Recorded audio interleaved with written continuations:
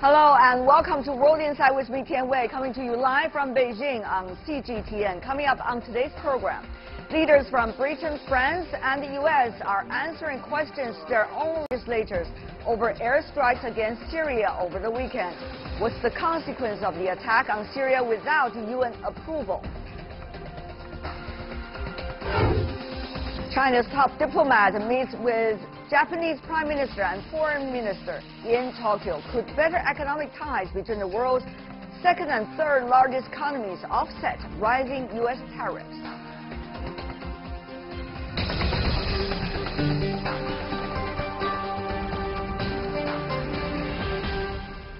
This is World Insight, and I'm Tian Wei. We start with the airstrike on Syria over the weekend. Last Saturday, the U.S., France, and the U.K. fired 105 missiles overnight targeting Syria's chemical weapons program, so-called, claiming that the Assad government was behind a deadly toxic gas attack in the Syrian town of Douma a week ago. And now the three leaders are facing criticism, at least questions coming from their own lawmakers.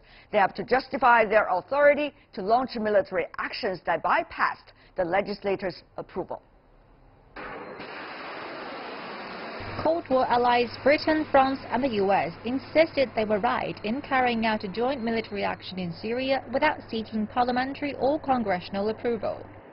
We agreed that it was both right and legal to take military action, together with our closest allies, to alleviate further humanitarian suffering by degrading the Syrian regime's chemical weapons capability. What we have done is to intervene in a legitimate manner in a multilateral framework. The purpose of our actions tonight is to establish a strong deterrent against the production, spread, and use of chemical weapons. Establishing this deterrent is a vital national security interest of the United States. While the three have been triumphing over the result of what they called a perfectly executed strike, it was met with disapproval from other UN Security Council members. Russian Foreign Minister Sergei Lavrov said on Saturday that the US-led strikes on Syria were unacceptable and lawless. A Russian bid for the UN Security Council to condemn the airstrikes failed on Saturday. Only China and Bolivia joined Russia to vote in favor of a draft resolution. On Sunday, a US Senate from the Intelligence Committee told media that so far the Trump administration has not presented any definitive evidence of what chemical weapons had been used in Syria. Back in 2003, U.S. troops invaded Iraq and overthrew the Saddam Hussein government, claiming to rid Iraq of weapons of mass destruction. Yet no evidence of any WMD has been discovered. While declaring victory over the airstrike, Mr. Trump scored Iran and Russia for supporting the Assad government. At the ongoing Arab League summit in Syria, members have called for an international probe into the use of chemical weapons. The Chinese Foreign Ministry says the strike violated the basic principles of international law that prohibit the use of force and violated the UN Charter. China calls for a full, objective and fair investigation into the suspected chemical weapon incident.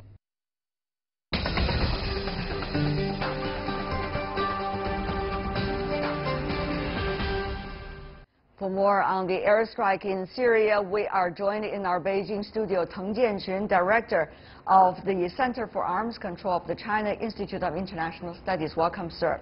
In Moscow, we are joined by Pavel Felgenhauer, Russian defense analyst. In Washington, D.C., we have William Courtney, a former U.S. ambassador and adjunct senior fellow at the RAND Corporation. And also in Washington, we have Jamal Khashoggi, who is a global opinion columnist at the Washington Post. I want to welcome to the four of you, gentlemen. We have a very strong panel, and I want to begin with you, Mr. Felgenhauer, very briefly. Now, here is the discussion about whether so-called international inspectors could come into the site of Douma. Russia said it needs so-called a UN approval. Do you think that should be the reason behind the fact that these investigators have not yet had the access into the site? Well, yes, there's some problems there in that town of Duma, and actually just today there are some reports that there's been still some clashes. Before it was announced that the town was totally under the control of Russian and Syrian government forces, but now there are reports of some shooting incidents there, which means that it's not totally safe for the UN inspectors. So most likely they will not be appearing there immediately. These inspectors are, according to media reports, coming from the Organization to Prevent Chemical Weapons, OPCW. Mr. Courtney, at this point, how much do you think investigation can be done, and who should have that role in order to find out whether chemical weapons are being used or not in the town of Duma? It is the role of the organization that implements the Chemical Weapons Convention. Those are the right inspectors there, but it appears that Russia and Syrian forces on the ground are preventing them from having access to the site, which is raising suspicions in the West that that site is being cleaned up from chemical weapons use. But at the same time, Mr. Khashoggi, we have seen earlier incidents in which it is not clear which side used the chemical weapons, if chemical weapons were used. This time, U.S. and some of its allies have claimed it has evidence, yet those evidence, quote, has not been shown to the public. So how much shall we believe the sayings and also the rhetoric coming from both sides? No, repeatedly, the Syrian regime and its allies have used chemical weapons, and as early as 2013, and we remember the deal that President Obama struck with the Russians over the chemical weapons. So there was no doubt about the regime using chemical weapons, and there was never been a proof that the opposition, the Syrian people, used chemical weapons. But repeat, now the world is talking about the almost routine use of the chlorine. Not like the world react to the use of the sarin, but the chlorine to be used in the battlefront by the Syrian regime and its allies is something very common. It's not the first time. Okay, got your point. You're coming originally from Saudi Arabia. Here, I just want to give a background for our audience.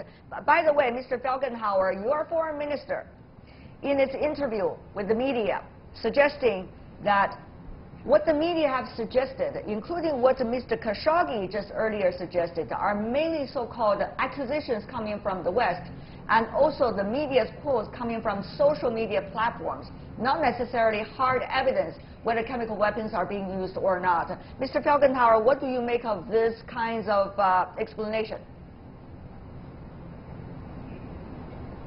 Well, that has been the Russian position for quite some long time, fully in solidarity with the Assad government in Damascus, which Russia believes is the legitimate government in Syria, that there was no use, that the Assad government didn't use any weapons ever, and that if there were some weapons, they were all destroyed together by Russia and the United States, and that this is all kind of provocations organized by either the Syrian opposition or foreign powers. There was actually officials in Moscow saying it was the British who organized that incident in the Duma. So that has been the position. It's been a full pushback.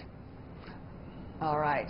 The airstrikes on Syria have drawn mixed reactions from world leaders. So take a look at this. Many countries express objections. Iranian President Hassan Rouhani, of course, coming from a very different perspective, warned that the U.S.-led attack would result in, quote, further destruction of the region. Cuba said, of course, also coming from a very different perspective, it was a violation of the UN Charter. Algeria also criticized the airstrikes. Some countries, however, expressed their support. Israel, quote, fully supports Trump's decision. Germany and Canada said the military strikes were necessary and appropriate, end of quote. We see very different positions coming from the UN members. Coming to you, Mr. Tong, of course, China as a Security Council P5 has a lot to say in the decision-making process, but it seems that the UN's role is very limited this time. Yeah, you're right. I think this time the UN Security Council actually has done nothing related to the so-called chemical attack in Syria. I think it's very hard for any organization, for any expert to give a clear-cut investigation in such an attack. According to the historic arrangement, I mean, in 2013, some experts said there were chemical weapons used in that country, and they could not give which size, even government, non-government, or the terrorist group gave such an attack. So I think at this moment, to my understanding, it's not so logical for the government of Syria to use chemical attack against any side in that area, because all the anti-government forces agreed to withdraw from that area, and it should be crazy for the government to use chemical warfare against the anti-government forces. At this point, we heard so many different sides talking about their perceptions and their theories and so-called their facts. We do not see necessarily any hard evidence being shown, at least to the public, to our knowledge. For now, we need to move on from the debate about whether chemical attacks are being conducted or not, because that will be leaving to the jobs of the investigators if they have the access going to the site. Having said that, though, many wonder, Mr. Courtney, whether this is going to be a renewed so-called Cold War, escalation of oppositions toward one another between Russia and the United States, whether there's a potential of a proxy war between these two countries too. What is your assessment? The Cold War was a really dangerous time when the Soviet Union and the United States had a nuclear face-off, which was much more dramatic than the situation today. But what we are seeing is that Russia behaving more aggressively abroad, certainly invading Ukraine in 2014, and then most recently using nerve agents to try to assassinate Sergei Skripal close to London, and now the Syrian attack. It's interesting to compare 2013 Syrian attack and this one. In 2013, when the Syrians used nerve agent, the Russians first denied it. Then Obama threatened to carry out a strike. Russia then reversed its position and worked with the United States to eliminate all of the declared chemical weapons stockpile of Syria. So in that case, Russia was a cooperative great power. Today, Russia's reacting in a different way. All right. Very interesting the way you explain it. Let me go to you, Mr. Felgenhauer. Some people explain it the other way around, that 2017, when there was another attack coming from the United States into Syria, the name of Russia was not necessarily directly mentioned. Yet this time, Mr. Felgenhauer, even from the White House, who has been maintaining quite a cordial relationship with President Putin, has even mentioned the name of President Putin. So it seems there's quite some change going on from the temperature. Mr. Felgenhauer, what is your feeling? Is there going to be any danger from Russia's perspective, escalation of tension between Russia and the United States, even a new Cold War, some say? Well, there is a confrontation. It's not only in Syria. It's sort of global between Russia and the West. And basically, when we say West in Moscow, we mean the United States and some of its closest allies. And yes, there was big fear just a week ago that the American coming attack on Syria will be a rather wide scale, much more serious than it actually happened, that it could involve the Russian forces there, and that this could escalate into something out of control, into a direct Russia-American military confrontation. And this didn't happen. And that's, of course, very good for everyone. And it's clear that both sides don't want, even both militaries don't want that happening, and we're clearly working to avoid a direct confrontation. All right. And most likely they'll do that in the future, but there's no guarantee that each time when there's a heightened tensions goes up in Syria or somewhere else, in the Donbass or somewhere in Korea, that Russian American military will be able to defuse it on their own and avoid an escalation. The threat is right now has reduced, but it's not disappeared. Mr. Khashoggi, what's about your assessment? I mean, for now, some say the attack by the United States, even from our allies, 105 missiles, that is a show of strength and force, not necessarily going to change the picture on the ground. Meanwhile, Russia did not react militarily against these strikes. That also means a certain kinds of calmness coming from the Russian side, trying not to change the picture either, not to provoke the other side. Mr. Khashoggi, what is your assessment? There is a slight chance that it could revive an entrance to resolve the Syrian crisis altogether. In his press conference, Secretary Mattis, an hour right after the strike, spoke about resuming Geneva 1 and spoke about and called on civilized nation to stop the civil war in Syria. Many people now in America and elsewhere are beginning to speak about a solution to the Syrian crisis. That mission is not accomplished as President Trump called it, and there is still there is a need to address the whole problem, not only the chemical side of it. 500,000 Syrians were killed not by chemical weapons, they were killed by a daily bombardment of the Syrian regime. Just a simple picture of what is of Doma today show a crime against humanity that hasn't been seen since World War II. So maybe there is a chance to push now between the Russians and the Americans and the international community for a grand solution, a resolution to the Syrian crisis, and I think we should hope for that. But Mr. Courtney, I mean, at this point, the White House is talking about escalation of even sanctions against Russia as a result of its support to the Syrian government. Do you think there is going to be any temperature for the two sides to, in a way, be able to seek a solution, even to seek a solution to the Syria crisis, in which Russia does have a lot to say because it has a lot on the ground? Meanwhile, the Syria regime, the president is reluctant to go, and even the United States said, Mr. Courtney, I have to say this, that it is possible for the Assad himself to be able to figure out who will be the one to take his place in Syria. So is there any possibility, given the current temperature, of all the sides to come to any kind of solution for the near future? There is a possibility to begin a credible United Nations-led peace process that involves all the regional countries as well as great powers, Russia, China, Europe, and the United States. This crisis in Syria is so complex and so serious that just a few countries, for example, Russia has been working with Turkey and Iran to try to have some kind of a peace process. This crisis is much too big for that. Among other things, to solve a crisis like Syria requires a huge amount of money for economic reconstruction. Well, only the West has that money. China also has a lot of money, but Russia doesn't. So this requires a much broader United Nations-led peace process. Right now, Russia, Iran, Syria are not committed to that process.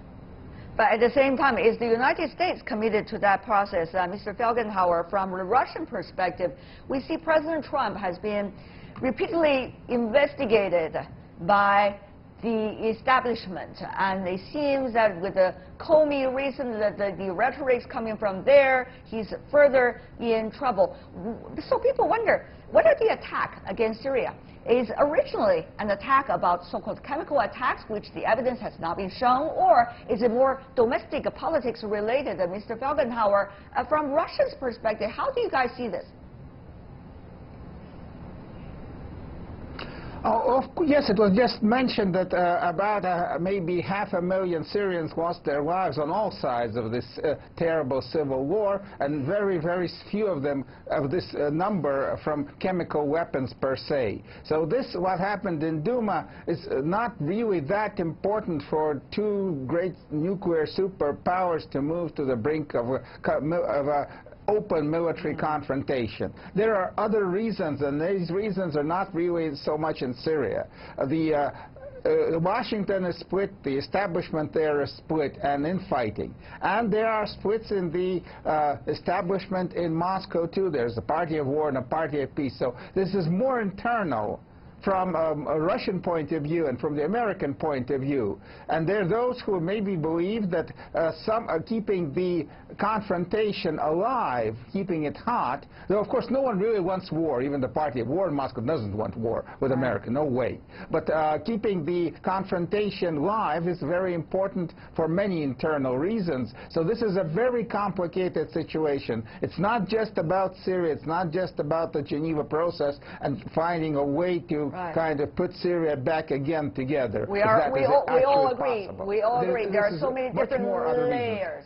There are so many different layers of things that's related to the current situation in Syria, and even this attack and no counterattack, so-called. Let me go to you, Mr. Tang, as well.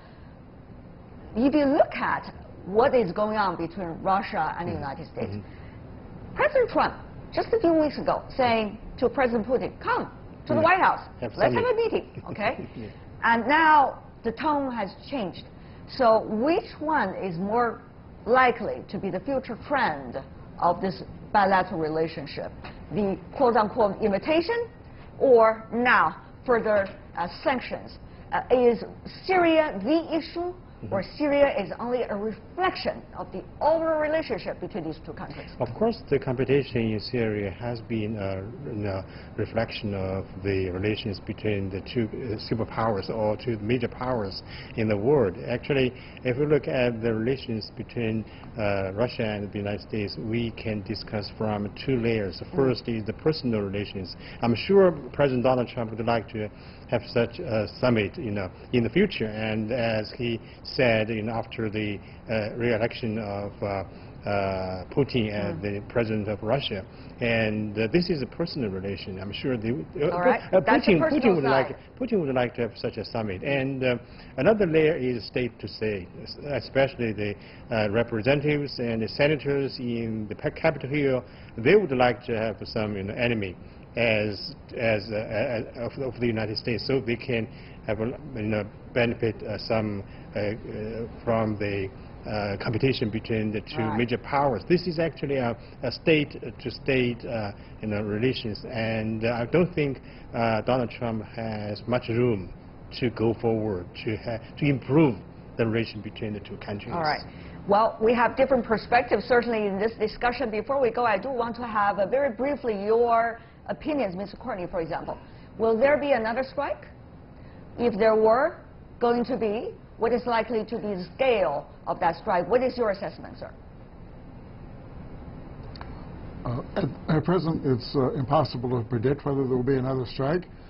If the Syrian government were to use chemical weapons again on a large scale, then one could not rule out that European countries, the United States, might get together again to try to raise the cost to Assad of using chemical weapons through a strike or some other mechanism. All right. Mr. Felgenhauer, from the Russian side, what do you think? Briefly. Well, there's hope that there will be no more, that this is a one-time act. But of course, Russia is going to be very seriously talking about that the United States and its allies violated international law, that this is absolutely unacceptable, and this will make relations even worse than they were before. All right. We want to thank the four of you, gentlemen, for being with us. Of course, you have different opinions, but that is perfectly okay in an incident like this. Pavel Felgenhauer and Teng Jianqun, William Courtney, Jamal Khashoggi. Thank you so much for being with us, gentlemen. You're watching World Insight with me, Tian Wei. Still to come on our program, Chinese Foreign Minister Wang Yi seeks better relations with Japan in a meeting with Japanese Prime Minister and Foreign Minister in the Japanese capital. Could better trade relations between Beijing and Tokyo be effective against the U.S. tariffs? What about the political relationship between the two countries? Our panel weigh in right after this break.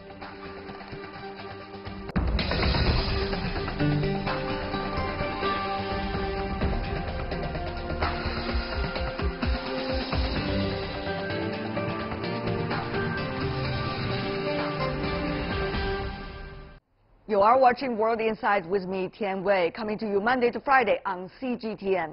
Chinese State Councilor and Foreign Minister Wang Yi is on his first official visit to Japan, meeting Prime Minister Shinzo Abe and Foreign Minister Taro Kono. The two sides discussed economic cooperation, relations between China and Japan, and the territorial disputes in the East China Sea. China and Japan are holding high-level economic talks this week as well, for the very first time in 8 years. China and Japan pledged a new starting point for bilateral ties during the bilateral meeting between Wang and Abe. Both say they are looking forward to work together on the denuclearization of the Korean Peninsula. Wang stressed a trade war will harm the global economy. Trade protectionism is rising, and as a result, the framework of free trade is under threat. The rise of unilateralism is challenging the basic international rules. We have relative stability in our region, and we need to appreciate that. The relationship between China and Japan should be part of this positive trend of peace and security. Wang and his Japanese counterpart Taro Kono co-chaired high-level economic talks, the first since 2010. They agreed to continue to improve relations. Kono said Japan may work with China on projects under the Belt and Road Initiative. Both sides also talked about promoting the economic integration of East Asia, speed up negotiations on the China-Japan-South Korea free trade.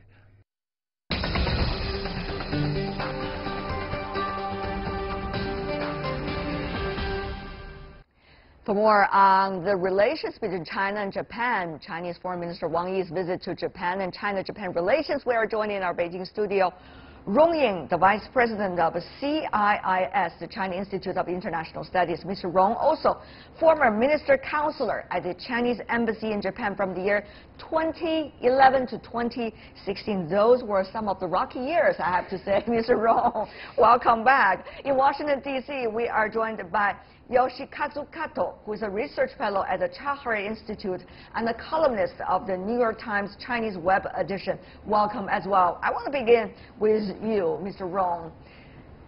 After experiencing those rocky years, as I mentioned in the introduction, how do you see this apparent warming up of relations between China and Japan? After all, the foreign ministers met. After all, the Chinese foreign minister and state councilor meeting the Prime Minister of Japan. We are indeed, I think we are happy to see this development in the bilateral relationship. State Councilor and Foreign Minister Wang Yi, despite the fact he was the ambassador to Japan, and this is the first official visit as a foreign minister when he took over in 2013. And it is the second visit, actually, for Wang Yi himself. Back in 2016, he visited Japan, but not at a bilateral, just meant for the trilateral meeting. Right, and not as state councilor either. Exactly. So this is indeed a very important visit, and it's going to pave for the improvement of the relationship. Well, this year is also 40th anniversary of China-Japan signing the Treaty on Friendship and Cooperation. So, peace and friendship, rather. So, will this opportunity, Mr. Rong, be taken great advantage by both sides? What does it take to do so? I think the two sides have expressed their readiness and to make good use of this opportunity to further improve the relationship and to put the relationship on a more solid basis. But of course, they are also aware there are challenges. And as Minister Wang Yi made it very clear that there are some complicated and sensitive issues to take out. So that's why I think the two sides has extended, I think, in-depth dialogue and looking at the possible areas where the relationship could be expanded and work on. That is economic and trade relationship. Economic and trade relations. Before we go to the details of that, Mr. Kato, when you see relationship cool down, when you see relationship warm up, it usually takes a lot of changes in the regional and international issues for the two countries to realize they have to make a change from their previous position. Mr. Kato, what is your observation about the dramatic changes that's going on right now that would bring these two countries once again back together, at least to a certain extent? Yes, I agree. I think now Japan-China relationship is cooling down and warming up. And because now looking at the reality, now we have a 40th anniversary. This is a really important year. So for Japan and China, both of us, we have enough motivation to improve our relationship. And now we are looking at outside, what's happening outside bilateral relationship. Korean Peninsula, U.S.-China relationship, I think now the situation is getting more complicated. So Japan and China, we need to each other. So that's why, you know, from outside inside, we have enough motivation to improve our relationship. So this is a very good starting point, as Foreign Minister Wang Yi said. But I think it shouldn't be a one-time event. You know, we need to establish the mechanism. You know, I mean, upcoming Premier Li Keqiang visit to Japan, and possibly the Shinzo Abe Japanese Prime Minister visit to China, and possibly, you know, President Xi Jinping's visit to China next year. So we hope, as a Japanese public citizen, we hope, you know, this kind of mechanism could be going on. Well, a long list of hope you have given out, Mr. Kato, I have to say, in the short answer. But for now, let's take a look at some of the points you just mentioned. Mr. Rong, about the DPRK issue. Of course, Japan was not necessarily being previously informed when the U.S. President talking about a meeting with the head of the DPRK. Meanwhile, we also see Japan was one of the only allies of the United States which has not been exempted from the tariffs when it comes to steel and aluminum. So how will all of these things added up together eventually make Japan think about its relation with Washington, and therefore also think about its relation with some of the regional powers such as China? Mr. Rong. Well, I think regional issues like the North Korea's nuclear issues and also the trade issues certainly, I think, play a very important role in Abe administration's policy towards China and the United States. But I would like to make a point that for the bilateral relationship between China and Japan, the most important thing, I think, lies in the dynamic of the relationship itself. I think the Foreign Minister Wang Yi made it very clear. I think his visit is a kind of response to serious positive moves made by the Japanese government, Prime Minister Abe in particular, and his visit is also as a major step towards a steady improvement of the relationship. But of course, I think regional issues, North Korea's nuclear issues, is important for Japan and certainly for China.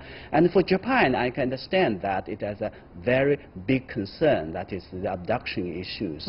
And even though I think a lot of people would argue that this is an issue that could be better managed through bilateral means, but I can understand that Japan, as a member of six-party talks and has concerns.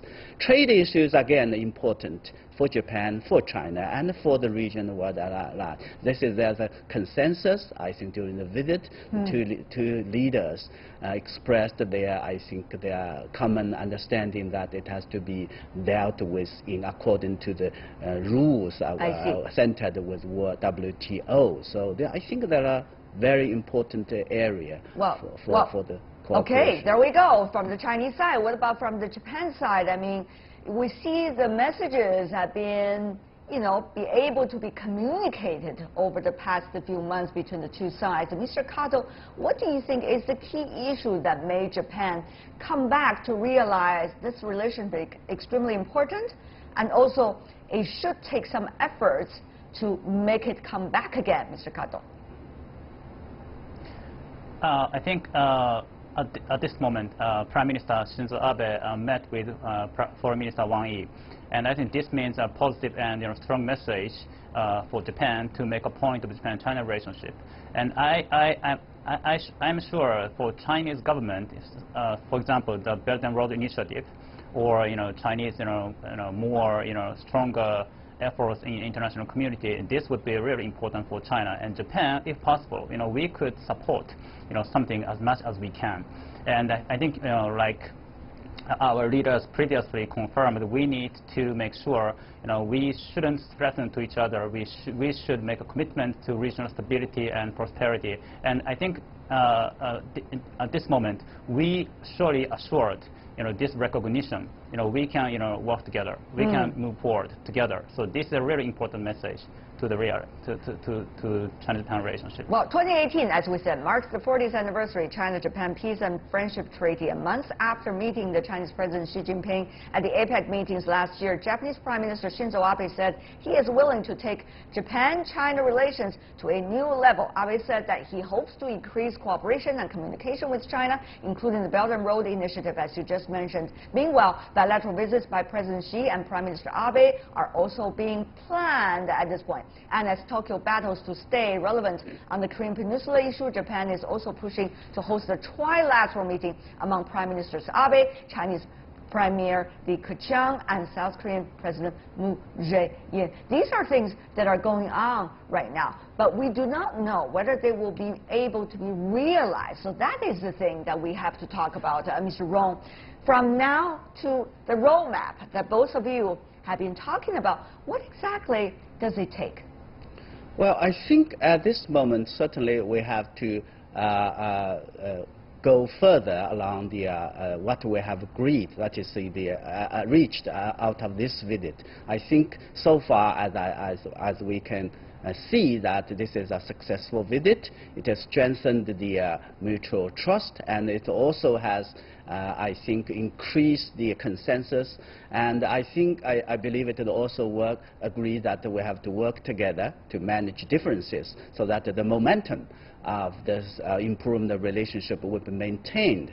And but Mr. Rong, it's wonderful to say all these beautiful words and wonderful to put out all these hopes, but is there something like a barometer that we can check on the road ahead about what have been done right, so that we know the next thing can be done or has the hope of being implemented? And Mr. Rong, what would be that thing for the very near future? Yeah, that's a very good question. I think the first, of course, the first and foremost is that the forthcoming trilateral meetings between the three countries. So Premier Li Keqiang is, planned to visit Japan, and it is most likely he would also visit and do a bilateral official visit, which is again the first ever visit for a Chinese premier in I think in six years. No, 7 years. So this is going to be a significant event for the bilateral relationship. And during the visit, I believe that there will also agreement would be reached how to further and explore the concrete way of implementing the consensus, right. Particularly in economic trade issues.